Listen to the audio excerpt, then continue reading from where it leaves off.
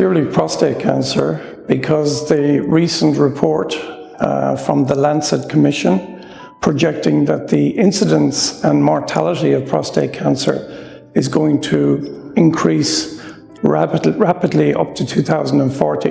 There's going to be a huge increase in patients with prostate cancer, and unfortunately more may die from prostate cancer. The cause of this is not really well understood, but it probably reflects the fact that people are living longer. But as I say, the causes are not well understood. But whatever the cause, our health systems are going to have to deal with this.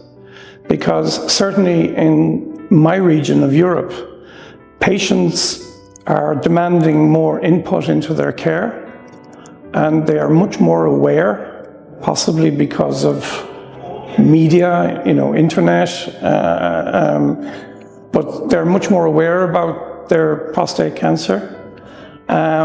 So I think urologists are going to become very busy in seeing more of these patients. And that's in itself is going to challenge resources and systems that will meet that demand.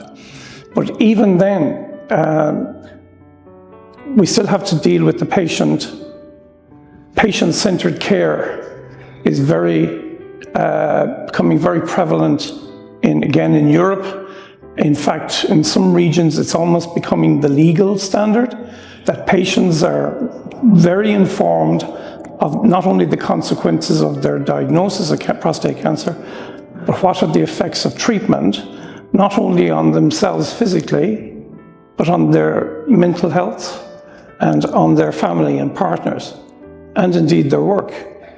So quality of life is going to become a very important issue for these patients. And I think as urologists, we're going to be challenged to make sure that we embrace that patients are properly informed. Now, how are patients properly informed? Well, in the European Association of Urology, we have a dedicated website for patients, which is based on our guidelines, so it's trustworthy. But we want more and more. We would like our urology members to use that more and more to inform their patients, because urologists are also challenged to have enough time to teach the patient or to inform the patient. So we're also getting into the areas of using a lot of our materials in the EAU patient website are animations, which patients like.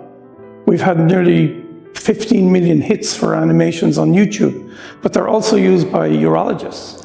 So if we can make them interactive, it can help share decisions. But we are only starting.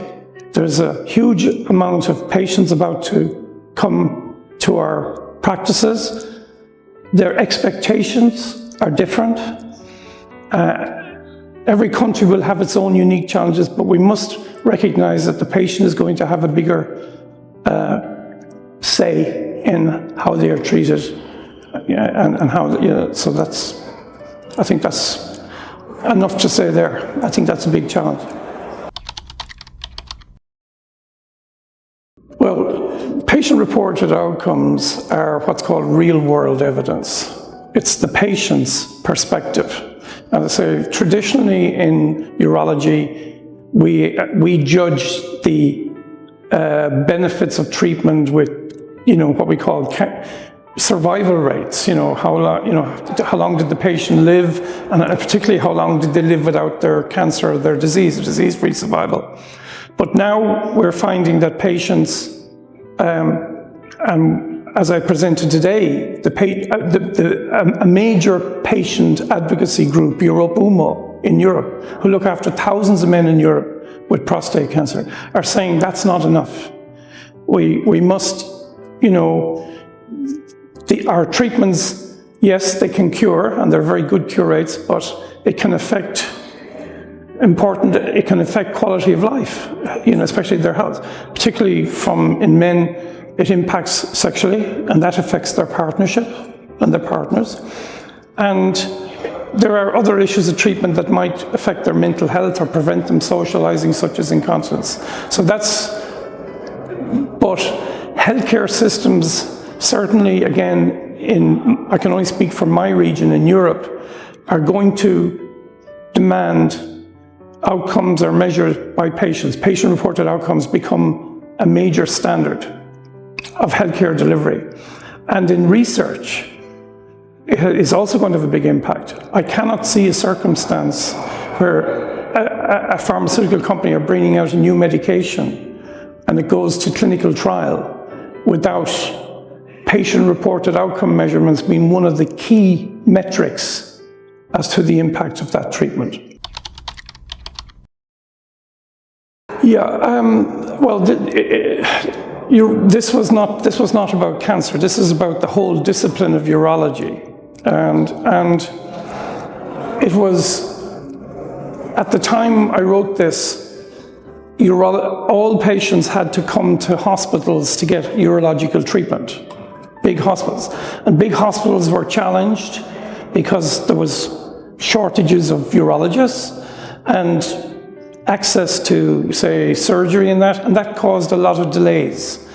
And what happened is the less urgent care, such as men with benign prostatic disease or people with urinary incontinence, tended to have a lot of delays.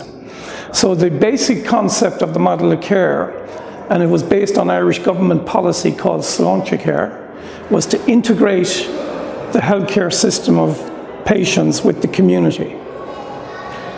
So we provided community facilities. For example, one of the pilot pathways, which is just being implemented as a pilot, for urinary incontinence, patients are seen by a physiotherapist and an advanced nurse practitioner initially, under the governance of a urologist.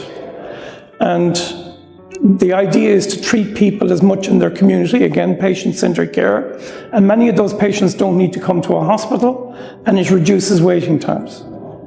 But some will go. Again, we're trying to get a lot of urological care put back into the community, locally. The main goal of the model of care, and just to complete, is to make sure the patient is seen quickly, gets access to the right care in the right place at the right time. And we've had a number of strategies around hematuria, bladder cancer detection, incontinence, male BPH, etc.